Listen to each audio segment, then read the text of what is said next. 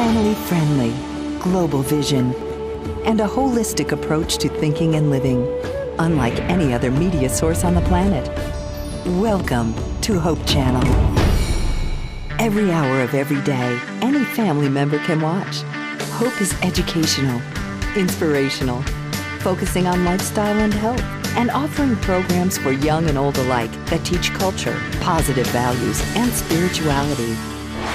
It takes a global network to be in touch with planet Earth's global community. Hope broadcasts everywhere in the world with 7 global channels, and we're affiliated with more than 50 media production centers on 6 continents. The result? Hope Channel provides a diverse cultural programming mix in many of the world's major languages. Hope is more than great television. It's also part of an international conduit of educational institutions, churches, retail outlets, and hospitals that represent a solid economic base. And Hope Channel viewers are loyal, encouraging friends and neighbors to watch. Why? Hope viewers believe that Hope Channel not only enhances living, but changes lives through its compelling lineup of programs. Documentaries, taking your subscribers around the world and back through time, visiting places where history was made. Fascinating biographies that open up the lives and times of people who made a difference in society. Travel programs that transport the viewer around the world, demonstrating how people work together to make a better planet. Inspirational programming challenges viewers to experience the joy of discovering faith values and offering spirituality as an important part of a balanced lifestyle. Health and lifestyle programs teach disease prevention and make healthy living simple and attractive. Hope Channel programs provide invaluable support for developing healthy relationships and strong communities. Diverse and positive programming. A global infrastructure and network. A commitment to family-friendly programming 24 hours a day, 7 days a week. This is Hope Channel, your source for quality of life programming.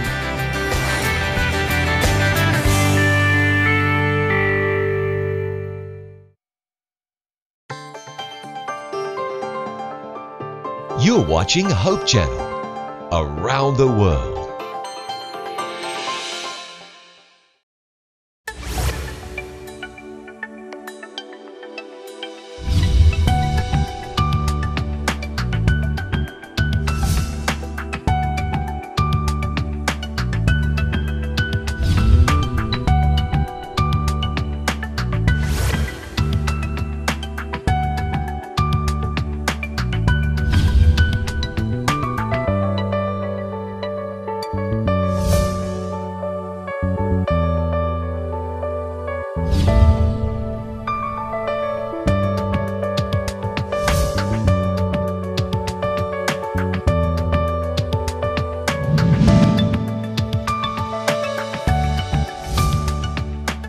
Isang mapagpalang araw sa inyong lahat, minamahal naming mga kaibigan. Kumusta po kayo?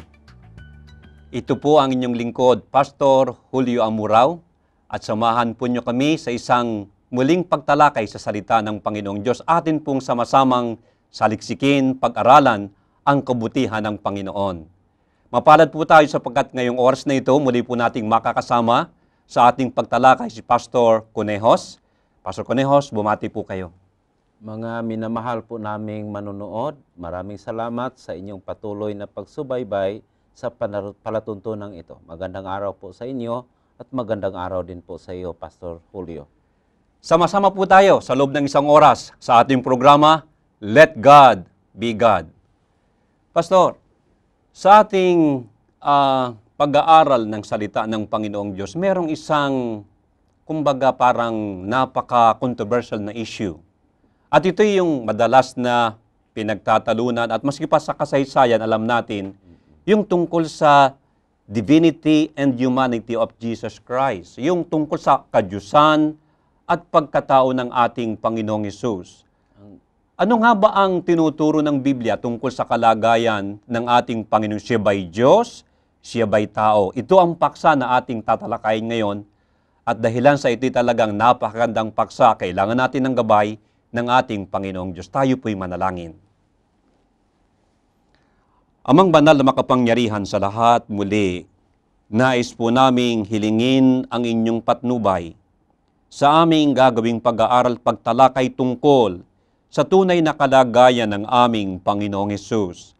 Alam po namin ito'y napakamahalaga upang lubos naming maunawaan ang inyong plano ng kaligtasan at ng kanyang pagtubo sa sangkatauhan. Patnubayan niyo kaming sama-sama sa aming pag-aaral na ito sa pangalan ng aming Panginoong Hesus. Amen. Pastor, sa ating kapanahunan ngayon at alam natin na maging sa kasaysayan, matagal nang pinagtatalakayan at pinagdidibatihan, minsan may nag-aaway pa nga sa tungkol sa kalagayan ng ating Panginoong Hesus. Siya ba ay Diyos? Siya ba ay tao? Ano ang masasabi mo tungkol sa isyung ito? Actually, Pastor July, ang paksa ay hindi kontrobersyal. Uh-huh. Ang kontrobersyal lang dito yung pag-unawa ng mga tao. Okay, so yung pag-unawa ng tao. Pero yung paksa, malinaw yung turo ng Biblia sa kalagayan ng ating Panginoong Hesus. Ang hindi lang malinaw, yung kaisipan ng mga tao na nagbabasa ng Biblia. So, kung ang pag-uusapan nga yung sinasabi ng Diyos sa kanyang banal na kasulatan, ano ba talaga ang tunay na kalagayan ng ating Panginoon, Diyos o tao? Sa sinasabi sa Biblia, malinaw yan kung babasahin natin yung kabuuhan, yung buong turo ng Biblia. Mhm. Hindi lang yung yung mga separated na mga passages. Yung buong turo talaga, yung whole teachings of the Bible na nagtuturo ng ating Panginoong Hesus ay totoong Diyos. Mhm. 100% God, at saka siya din ay 100% na totoong tao. So yan ang tinuturo Yun ng ang banal na tinuturo kasulatan. ng banal na kasulatan. Jesus Christ is 100% God, God, 100% human. human. Siya ay mayroong dalawang nature, isang persona. Siya meron dalawang kalagayan, Isang persona. isang persona. Isang personalidad. Mm. So, two nature, one person. Ang iba kasi, si Nestorius, tinatawag niya, dalawang persona, dalawa ding nature. Aha. Pero ang tinuturo sa Biblia, isa lang na persona, dalawang kalagayan. Yung 100% binabanggit mong God, Nestorius, siya ay isa sa mga theologian dun sa kasaysayan. sa kasaysayan, sa kontrobersiya, sa tinatawag na Christological controversy. Mhm. So Nestorius, ang kanyang tinuro ay dalawang kalagayan, dalawang persona. Dalawang personalidad. Kasi ang inayawan niya doon, yung proposal na si Mary ay ina ng Panginoon. Yun ang tinututulan niya. Yun, tinututulan niya yung si Mary ay Theotokos, bearer of God. Okay? Sabi niya, hindi Theotokos, Christotokos. Ibig sabihin, bearer of Christ, not bearer of God. So Okay. gusto niyang ihiwalay yung personalidad na divinity at saka yung personalidad na humanity. So nagpapakita yan sa kasaysayan na maski pa noong una ay talagang gusto nilang himay-himayin at Oo. maunawaan ang tunay na kalagayan ng ating Panginoong Hesus. Ngayon, kung titingnan natin ang Biblia, ano ang tinuturo talaga ng Panginoon? Ano ang mga maaari nating basahin na magpapakita talaga dun sa inyong binanggit kanina na siya merong kalagayang Diyos 100% Oo. at siya merong kalagayang tao 100%. Tangin na yung kanya munang kalagayan na Diyos. Na Diyos. Kaya nga sa New Testament, kasi although doon sa Lumang Tipan, Mhm. makita na natin yung mayroon ng prophecy about the coming of Jesus Christ na darating ang ating Panginoong Hesus.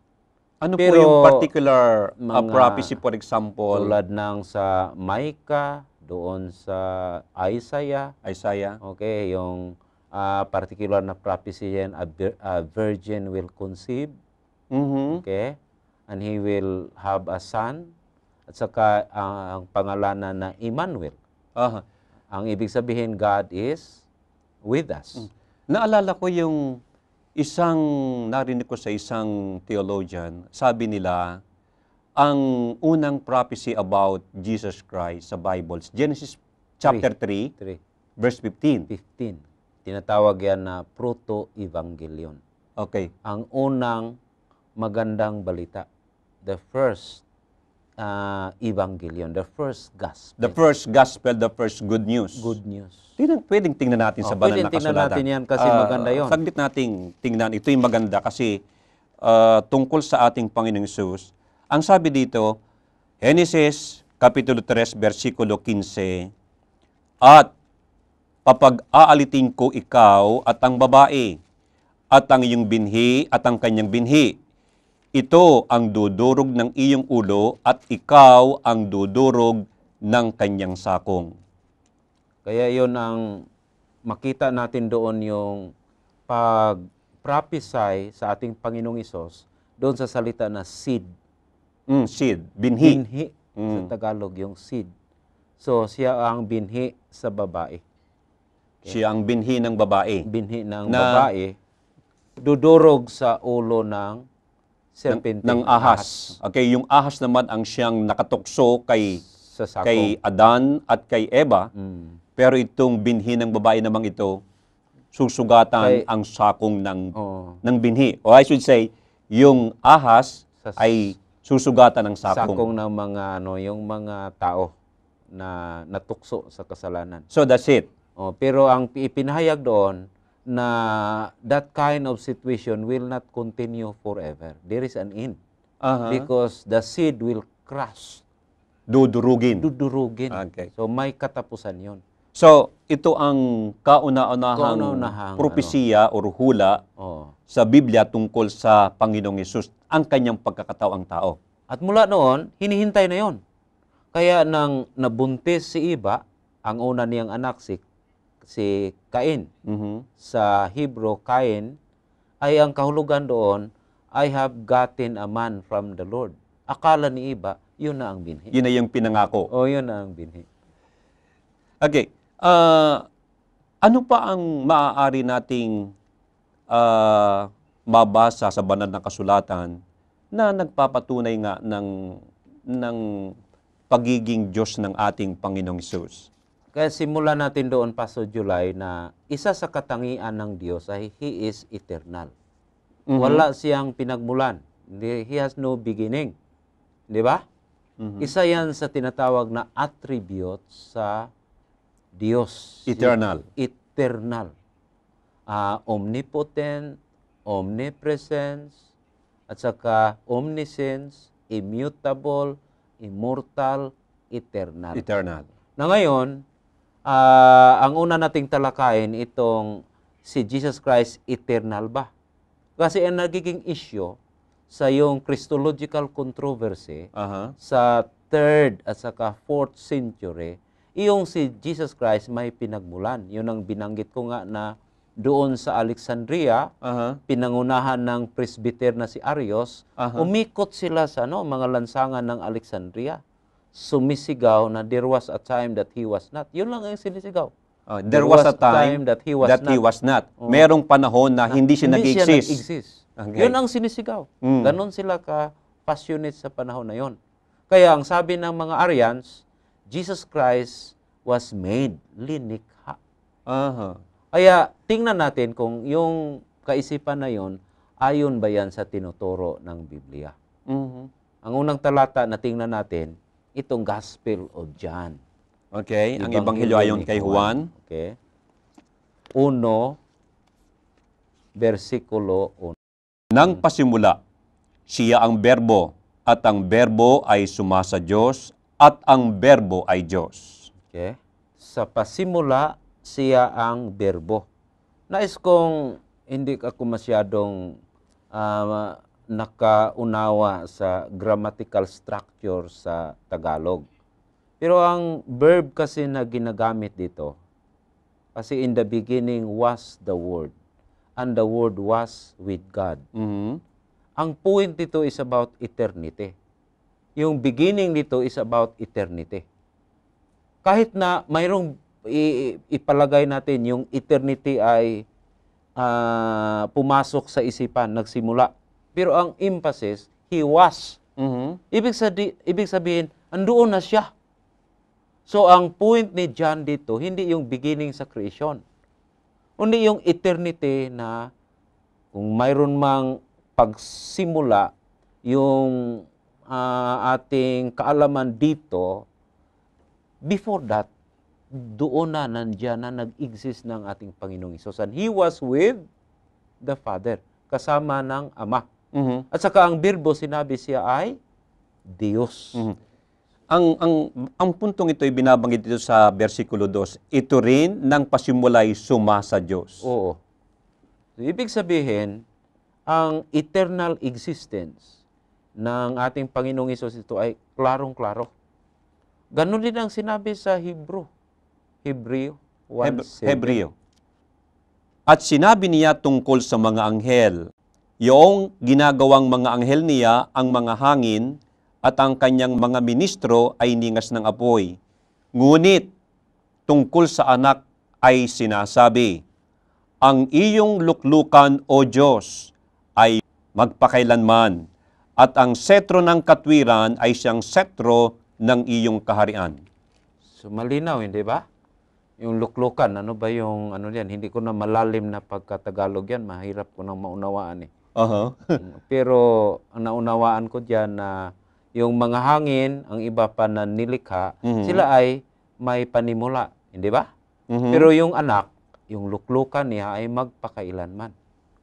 Mhm. So, walang Pinagmulan. Pinagmulan. Ibig sabihin, siya ay eternal. Mula sa walang hanggan. Mula Actually, yung sa walang eternal, hanggan. minsan itinatranslate yan sa Tagalog, Pastor, na mula sa walang hanggan. Hanggang sa walang. Hanggang sa walang hanggan.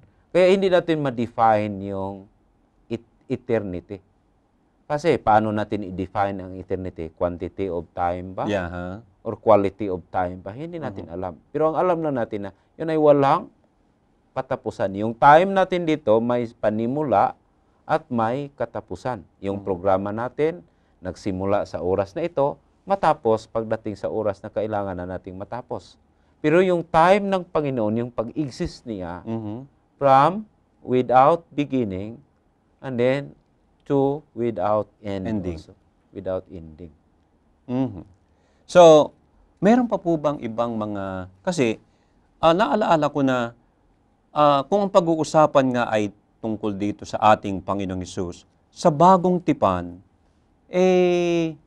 napakarami ng mga pagkabanggit na ang Panginoong Hesus ay Diyos. Oo. Hindi lamang dito sa aklat ng Hebreo. Nagkagulo lang doon sa kaisipan nila, Pastor July, na sinabi nila, kung si Kristo ay Diyos, bakit ipinanganak? Aha. Kasi ang kaisipan nila na noong nagkatawang tao ang ating Panginoong Hesus, na pangalawang persona diyan sa kadiyusan, akala niya yun ang panimula ng ating Panginoong Hesus. Mhm. Pero ang katotohanan sa mga tinalakay natin dito ng mga talata, ng pagkatawang tao niyan, hindi yan ang beginning. Nag-exist na siya from eternity. At yun ang punto sa Kapitulo 1 ng Juan. Mhm. Okay? Yun ang punto dyan. Yun ang konteksto dyan. Kasi si Juan, sinimulan niya ang kaniyang ibanghilyo sa pagpakilala na si Kristo ay nagmula sa walang pinagmulan. Hindi ba? Yeah. Okay? Maliwanag yan sa 1 hanggang 3. Hanggang 3. Si Mateo, pinamulan niya, nagsimula si Mateo sa kaniyang ibanghilyo na tinukoy talaga niya na si Kristo ay ipanganak sa linya sa yung lineage ni David, ni Abraham at saka ni David. Ni David. Oo. Naunawa natin yan kasi Oo. si Mateo, kanyang sinulat ang Ebanghelyo na ang kanyang nasa isip ay ang mga Hudyo. Oo. So, ang kanyang point of reference, si Abraham at saka si David, para patunayan na ang Panginoong Hesus ay siya na talaga Isang ang ipinangako. Oo, ipinangako. Pero dito pala kay Juan, yung eternal existence, doon din nagsimula. ito ang kanyang gustong Tapos, idiin. in-inject niya na itong eternal God na anak na kasama ang Ama, verse 14, o sa talata 14, Aha. nagiging tao, nagkatawang tao. Okay, basahin ko nga po, Pastor, yung binanggit niyong talata para maging maliwanag sa ating mga tagapanood. Juan 1, 14. versikulo 14. Babasahin ko. Ang sabi ganito, at nagkataw ang tao ang berbo at tumahan sa gitna natin. At nakita namin ang kanyang kaluwalhatiang gaya ng bugtong ng Ama, na puspos ng biyaya at katotohanan. Nagkataw ang tao ang Nagkatawang berbo. tao. Pero sa simula, siya ay walang katawang tao. Kasi siya ay Diyos na nag-exist sa eternity. Sa one, nagiging tao. Pero ang punto dito, kung tingnan mo ng buong konteksto, hindi yung paano naging tao ng ating Panginoong Hesus. Kung hindi, yung Diyos ay nagiging tao. So, hindi tinalakay ni John yung kapanganakan ng ating Panginoong Hesus dito. Ang tinalakay niya, yung Diyos na eternal, nagiging kasama natin kasi nagiging tao. Yun ang paksa. Yung pagkakatawang tao. O pagkakatawang tao. Okay. Hindi yung paano nagiging nagkaroon ng katawang tao. Ano po naman ang kaugnayan nito sa talatang 18? Ang sabi po dito, walang taong nakakita kailanman sa Diyos. Oo. Ang bugtong na anak na nasa hinapupunan ng Ama, siya ang nagpakilala sa Kanya. Yung salitang bugtong Yung bugtong. bugtong na anak. Kaya yung salita na bugtong na anak, hindi yan appropriate sa konteksto na translation. Kasi ang ibig sabihin diyan na walang ibang nakapagpakilala ng Ama sa atin. Kundi yung berbo na kasama ng Ama sa eternidad. Yun ang ibig sabihin diyan. Pero nais kong tingnan yung ano ba talaga ang merits, ano ba talaga ang timbang yung translation na common na makita natin sa ating mga Biblia ngayon na bugtong na anak, hindi ba? Bugtong na anak. Sa English, only begotten Son. son. Only begotten Son. Kasi ang salita yan na sinalin na only begotten son, Pastor July, yung salita sa Grego na monogenes or monogenes. Pwedeng monogenes or monogenes. Yun ay compound na salita na Grego. Monos, ang ibig sabihin single, one, unique. Unique. So, monos is single, one, or unique. Yun ang tinatawag natin na dictionary or etymological meaning. Oh, yun ang etymological meaning. Yung genus, yung genus, galing sa substantive verbal. Mahirap itagalog yung verbal. Verbal substantive na genus. Genus. Na ang ibig din sabihin ay race, kind, species. Hindi ba mayroong napakaraming species ng mga hayop? So yung genus, pwede yung isalin na race, yung rasa, at saka kind, uri, at saka species. Ganun din, uri din. Uri din yun, hindi ba? Uri. Iba-iba lang sa ano. Kaya, ang common na translation sa English, sa monogenes or monogenes is only unique, only one of its kind, or only unique one, or unique. Yun ang literal na translations. Pero, dahil pinag-aralan nila, na yung genus, related din sa verb na ginumay. Yung ginumay naman na verb, ang ibig sabihin, to be born. To be born. Or be born, beget, be made, Ipanganak. become, ipanganak. Kaya, sa dictionary meaning, sa etymological meaning, may rason din sila na i-translate yan na only begotten. Sa katwiran, na yung genus, related din sa ginumay.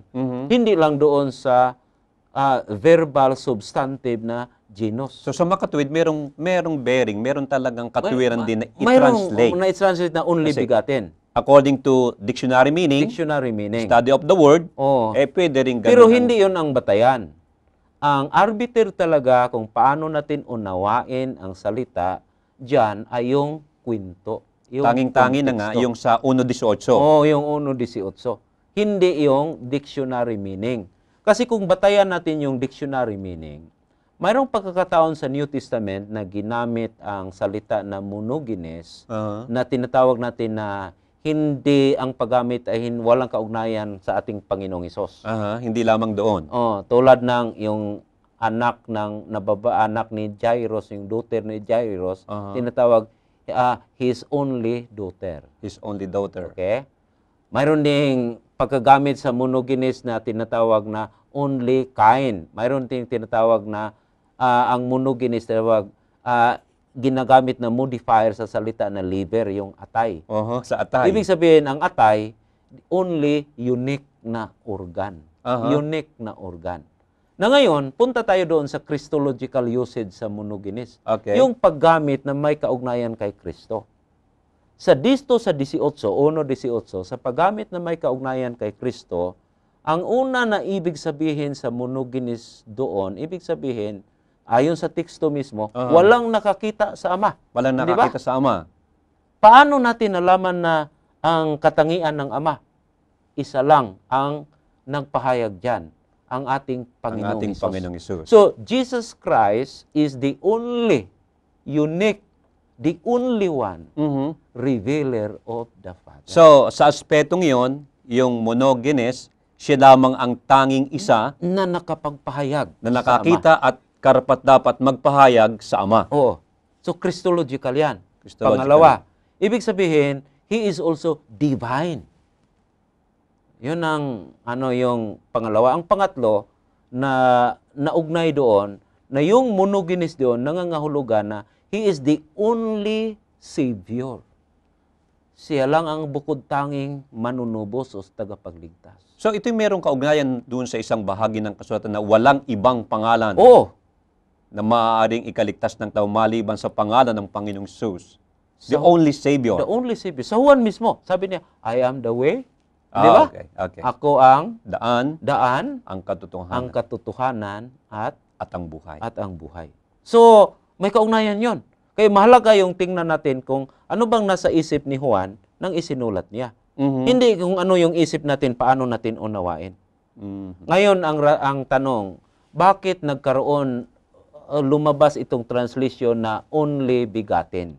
Magandang tanong yan. Itong translation na only begotten, sa original wala ito. Kasi itong translation na only begotten, nagmula ito sa Latin version ng Biblia. Yung Latin. Galing sa Latin. Pero yung original na Latin, yung una na Latin, ang ginamit na word dito is unikos. Unikos. Ibig sabihin, unique. Unique. Okay? Unique. Unikos. Pero ang nangyari, sa ang Latin na translation ni Jerome, nabago yon yung translation ni Jerome. Kasi hindi na ginamit ni Jerome yung unikos sa old na Latin. Ang ginamit niya, yung salita na unigenitos. Na anong ibig sabihin? Ang ibig sabihin ng unigenitos, only begotten. Only begotten. So, from unikos, kaya mayroon tayong salita ngayon na uniko iho. Hindi ba? Nag-iisang anak. Nag-iisang anak. Okay, pero unique sana yun. Nag-iisang anak na lalaki. Pero ang ginawa ni Jerome, ginawa niyang unigenitos. Bakit ginawa ni Jerome na unigenitos? Dahil sa panahon na yon, mayroong pagtatalo. Magtatalo na naman. Sa mga Arians at sa mga Trinitarians, mayroong controversy. Ngayon, ang proposal sa mga Arians, ang Panginoong Hesus ay linikha. Jesus Christ is made. Ang mga Trinitarians, siya ay Panginoon, hindi siya linikha. He is begotten.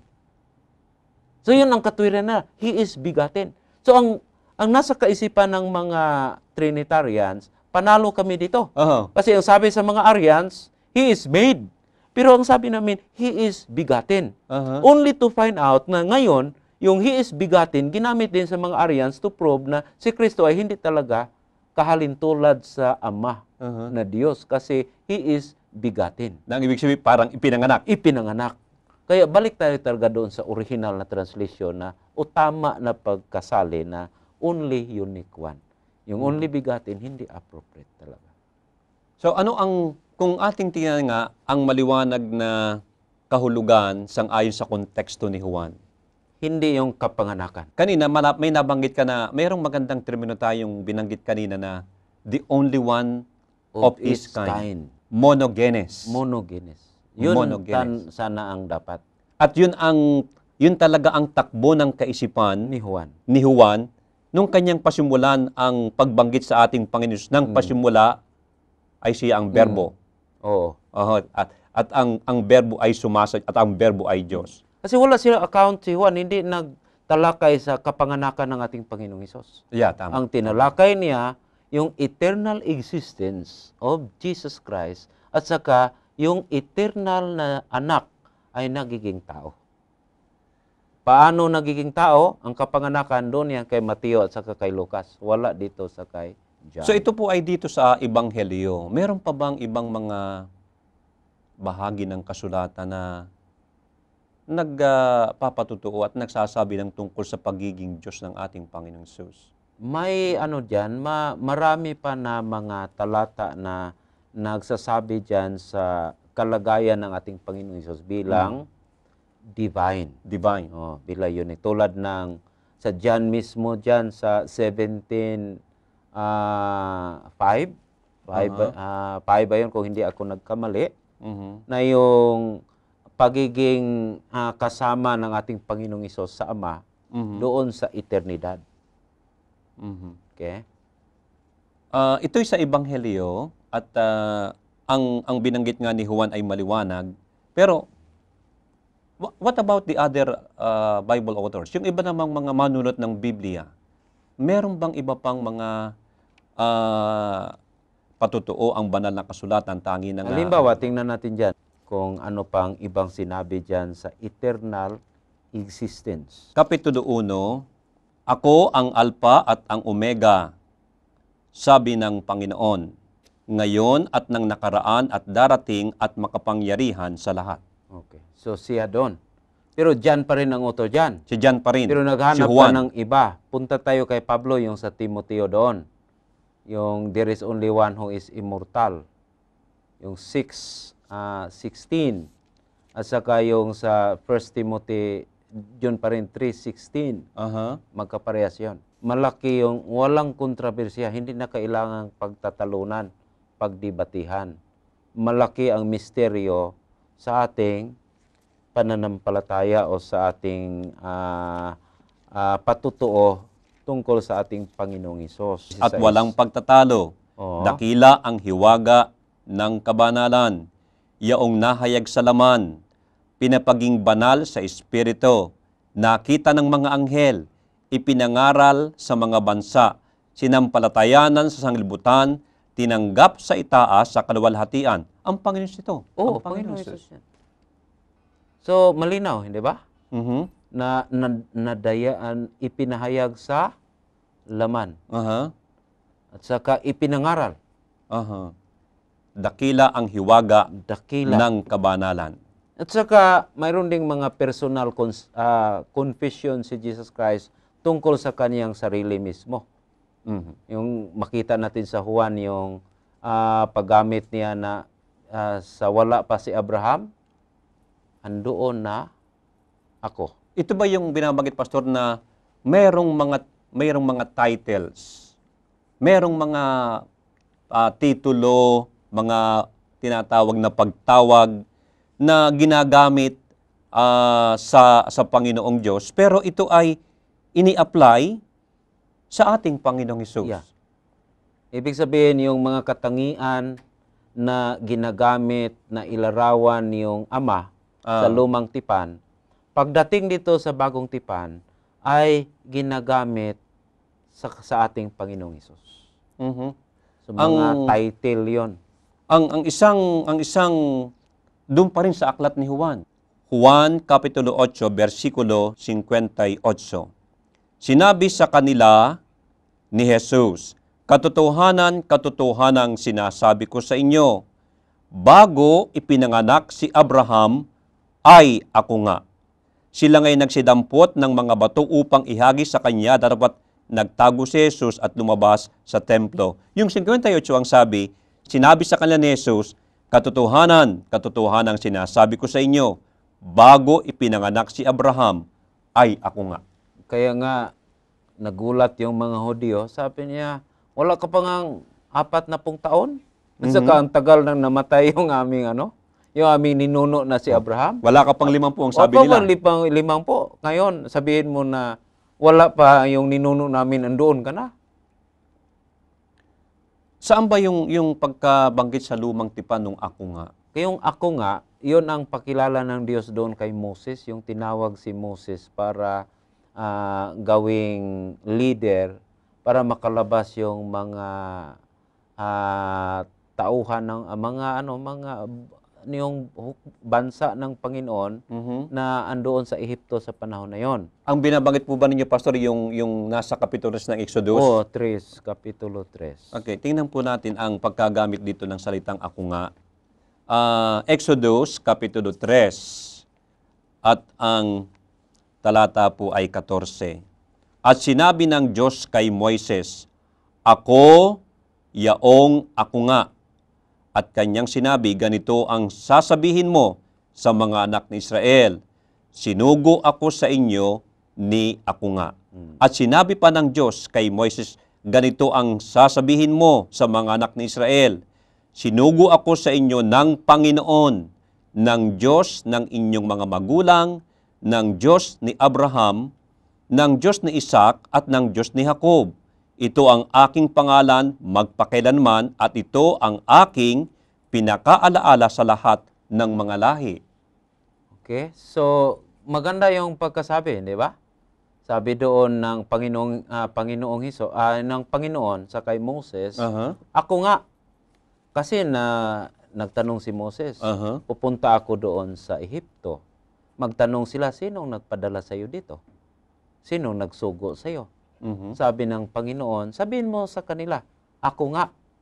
Ngayon, kinwalify, in-explain ng Panginoon kung sino yung ako nga. Sabi niya, ako nga, nagpakilala na ako nga, ako ang Diyos ni Abraham, Diyos ni Isaac, at saka ni Jacob. Saka kilala yon sa mga tao na yon kung sino yon si Abraham, sino yon si Isaac, at sino yon si Jacob. Kasi yung nandoon sa Ehipto, mga anak yon ni Jacob, yung 12 tribes. Kaya sinabi niya, itong title, itong nagpakilala na ako nga, I am that I am, ako yung Panginoon ng inyong mga ninuno. So doon yan. Na ngayon, in-apply na ni Jesus Christ. Hindi ibig sabihin na sinabi ni Jesus Christ na ang ama dati, ngayon ay anak na. Hindi ibig sabihin na talagang inako niya na yung kapangyarihan, yung attributes ng Panginoon na tumawag kay Moses, akin yun niya attributes yun. Title ko ninyon. Maaari po ba nating sabihin na, nung sabihin ng Panginoong Jesus, bago si Abraham ay ako nga, and then ating binanggit doon sa aklat ng Exodus, ako ay si ako nga. Yung Diyos na yun na napakita at nakipag-usap kay Moises doon sa pagkakataong yun, siya yung Panginoong Jesus bago nakatawang tao. Andoon siya. Nandoon siya. Kasi nag-exist sila na Trinity. Okay. So andoon siya. Nandoon siya. Andoon siya. Kahit na doon sa paglalang, sa Genesis 1, andoon siya. Andoon siya. Kaya ang paniwala natin, sa paglalang, aktibo yung Ama, ang Anak, at saka yung Espiritu Santo. Ang banal na Espiritu. Ngayon, kakaunti ng ating oras, pero ating tingnan naman, ano naman ang mga bahagi ng kasulatan na siyempre para buo ang ating pagkaalap at pagtalakay, atin na ngayong nakita at nabasa sa banal na kasulatan ang kalagayan, yung pagiging Diyos ng ating ano naman yung kanyang kalagayan bilang tao? Kanina nabanggit natin yung ipinahayag sa laman. Saka nabanggit din natin yung ang berbo ay nagiging tao. Pero tingnan natin kung paano ba talaga ang kalagayan niya bilang tao. Siya ba ay parang tao lang pero hindi talaga kahalintulad sa atin? May sinasabi diyan sa Hebreo 2:14. 14 at saka sa 17. Dahil sa ang mga anak ay mga may bahagi sa laman at dugo, siya na may gayunding nakabahagi sa mga ito, upang sa pamamagitan ng kamatayan ay kanyang malipol, yaong mga may paghahari sa kamatayan sa makatudbaga ay ang dyablo. Ang sabi sa unang bahagi, dahil sa ang mga anak ay may mga bahagi sa laman at dugo, siya na may gayunding nakabahagi sa mga ito. Ibig sabihin na siya ay mayroon ding dugo at laman, kagaya sa atin. Mhm. Kaya ang term dyan sa Grego, Pastor July, yung tinatawag na homoiousios. Mhm. Like Homoiousios. homoiousios, hindi homoousios. Hindi Kasi yung homoousios. homoousios, ibig sabihin, same substance. Aha. Pero yung homoiousios, like substance. Like substance. Pareho. Magkahalintulad, Magkahalintulad. magkapareho. Hindi talaga iisang substance. Aha. Yung Panginoong Hesus at saka ang Ama, homoousios. Mhm. Pero tayo at saka si Jesus Christ, homoiousios. Yun ang Yun magkaugnay. ang kaibahan. Ayuta lang. Yung sa, Ayuta. yung Ayuta. sa English, ay lang ang Mhm. diferensya. Pero yun din ang debate doon sa Arian controversy. Nandyan Kasi na naman. sabi nila, ang ating Panginoong Hesus, hindi talaga kahalintulad sa Ama. Mhm. Hindi siya same substance. Mhm. Kasi doon sa Council of Nicaea, iprinuklamar na the Father and the Son is homoousios. Pero sabi sa mga Arians, hindi. Homoiousios. Mhm. Like substance. Mhm. Pero ang malinaw dito, yung ginamit dyan is homoiousios. Ibig sabihin, magkahalintulad talaga yung substansya natin. Ang katotohanan dyan, nang ipinanganak siya, doon siya sa sinapupunan ni Maria, Ni Maria. 9 na buwan. Siyam na buwan. At siya din ay lumaki kagaya natin. Mhm. Hindi ba? Hindi siya na paglabas, nagiging tulad ng mga alamat na Galap ng tao. ganap na tao. Ang Hindi. galap ang pagkataong malaki at Yung sa sinasabi sa Lucas, siya ay lumaki. He increased in what? Wisdom, mhm. stature, ibig sabihin niya Katawan sa ang kanyang pangangatawan, pangangatawan. at saka in favor of God, and man. Nagbibigay ng lugod sa tao Ang at sa lugod Diyos. sa tao sa Diyos. Mhm. Mayroon pa dyan na patunay dyan sa Hebreo na siya ay talagang 100% na tao. Hindi kagaya ng view ng mga Ducites. Kasi Ano mayroon naman pa yung mga Ducites, Pastor? yung Ducitism, ibig sabihin Anong paniniwala nila? Ang paniniwala nila, hindi talaga tao, parang phantom lang. Kung tingnan mo, parang tao, pero kung hipuin mo, Hindi hindi totoo. tao. Kasi sa kanila, ang nasa isipan nila, yung kaisipan ng mga Grigo, na yung espiritu ay hindi pwedeng magkaroon ng carnal na laman. Aha. Kasi ang espiritu ay matuwid, ang laman ay evil. Mhm. So yung antithesis sa matter at saka sa spirit. So, Kaya sabi nila, nang pumarito ang ating Panginoong Hesus, tingnan mo parang tao, hipuin mo, hindi talaga Pero tao. hindi. Ducitism yan. Ducitism ang tawag. Pero ang experiensya ng ating Panginoong Hesus, tao talaga siya. Real, tunay na tao siya. Nagutom. Kaya nga yung ibang mga tao sabi nila, hindi yan Diyos. Kasi kung Diyos, bakit nagutom? Aha. Napagod. Kaya nakatulog nga doon sa bangka eh. Aha. Kaya yung record talagang ipinakita na siya ay tunay na tao. Hebreo 4, versikulo 15, Sapagkat tayo'y walang isang dakilang serdote na hindi maaaring mahabag sa ating kahinaan, kundi isa na tinukso sa lahat ng mga paraan, gaya rin naman natin, gayon may walang kasalanan. so natukso siya gaya natin. Tinuksong gaya natin. Tinuksong gaya natin. Pero hindi siya natukso. Hindi natukso. Tinuksong gaya natin. Pero hindi siya nagkakamit ng kasalanan. Mhm. So kung hindi siya nagiging tao, walang kabuluhan ng pagtukso na yan. Kung hindi tunay na tao. Hindi tunay na tao. Kaya 100% talaga siya na tao. Dagdag yan, kailangan na siya ay magiging 100% na tao. Kasi ang purpose niya ng pumarito siya, para tayo ay iligtas. Mhm. Para tayo ay tubusin. At ang katubusan na yon, yung kamatayan niya doon sa cross. Mhm. Ang God ay immortal. Hindi niya maaring i-lead down ang kaniyang buhay, parang katubusan sa atin kung hindi siya nagkatawang tao. Pero nang nagkatawang tao siya, hindi ibig sabihin na nabawasan yung kaniyang pagka-Diyos, Mhm. yung kaniyang divinity. Nanatili pa rin yun. Mhm. So, ang ibig sabihin nito, mahalaga yung kanyang pagkatao sapagkat yun ang talagang magbibigay puwang upang siya'y mamatay. Oo. Kasi kung wala yun, paano siya makapunta doon? Ngayon nga, may mga talata nga na ang Diyos ay Espiritu. Bukod doon sa kanyang kamatayan, ano pa ba ang maaring maging implikasyon ng pagiging tao ng ating Panginoong Hesus? Maging konkreto siya na ihimplo natin. Kasi sabi niya, nang dito pa siya sa mundo, sabi niya, wala akong ginawa na hindi kagustuhan ng aking ama. Mhm. Yun ay talagang ipinakita niya yung ihimplo. Hindi yung ihimplo na tutupad tayo katulad ng pagtupad sa ating Panginoong Hesus, hindi natin yan kaya. Aha. Pero yung dependence on the Father, kaya natin yan. Yun ang ipinakita niya. Kaya sinabi niya, lahat na aking ginawa, ito ay kaloob ng aking ama. Yun sana din dapat. Mhm. Kung hindi siya tao, na 100%, paano siya maging totoong ihimplo po natin? Aha. Hindi. Kaya napakahalaga yung pagiging tunay na tao ng ating Panginoong Hesus. Meron bang implikasyon? Anong kahalagahan no yung ating Panginoong Hesus ay yung kanyang pagiging tao? Yung kanyang kamatayan sa krus, yung pagiging siya ang pinakahain o handog.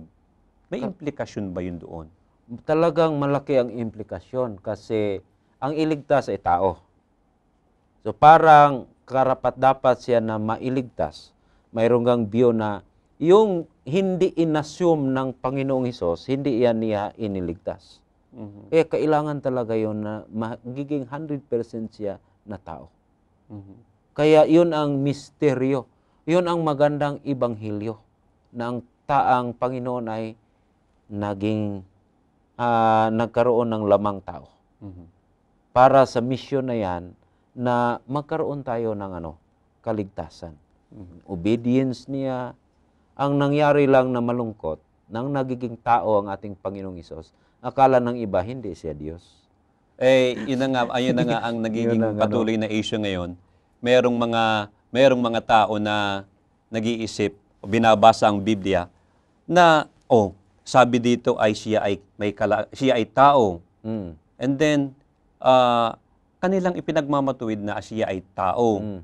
Pero meron mang bahagi ng banal na kasulatan na nagsasabi, atin ang binasa at ating napatunayan ngayon, na siya mayroong kalagayang Diyos. Sa madaling sabi, sinasabi ng Biblia, sinasabi ng Panginoon sa kanyang banal na kasulatan, ang ating Panginoong Hesus ay may kalagayang Diyos. Tanggapin natin yun. Oo.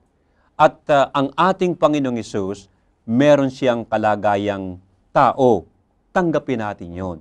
So ang kalagayan kasi ng Panginoon Hesus nga, may kalagayang Diyos at may kalagayang tao. Kaya unique.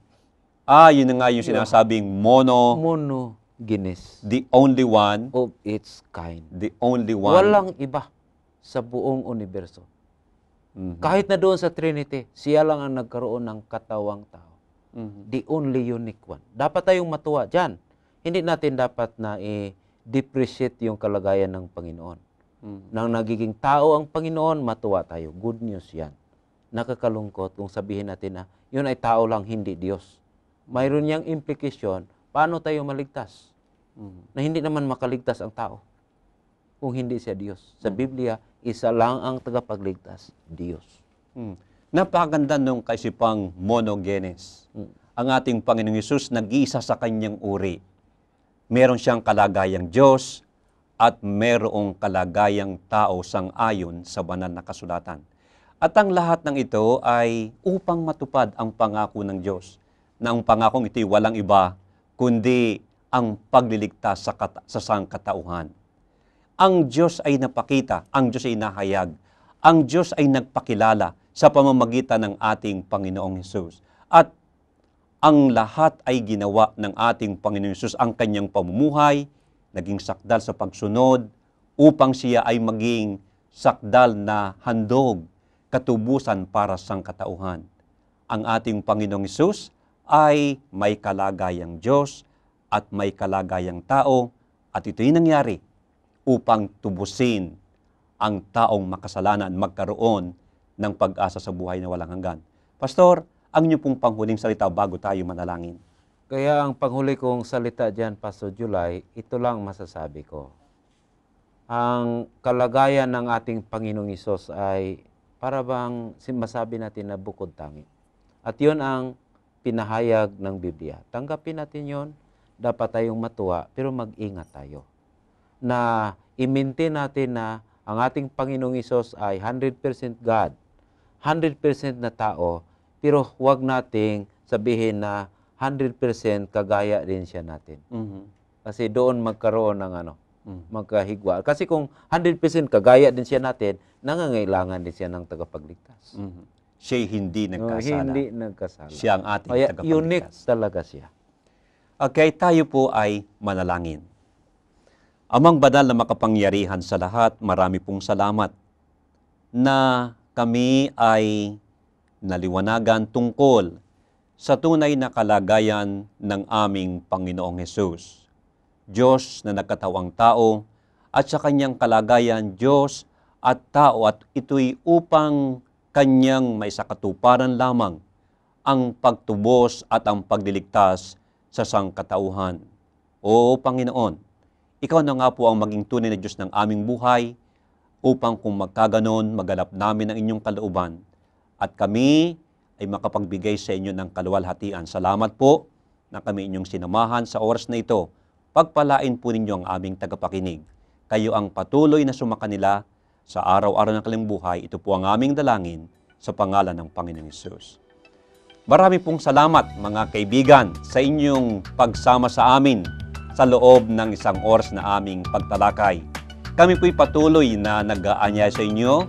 Patuloy nyo kaming samahan sa ganito ring himpilan, sa ganitong oras, sa amin pong pagtalakay tungkol sa mga kabutihan ng ating Panginoong Diyos. Pastor, ang inyong pawaalam.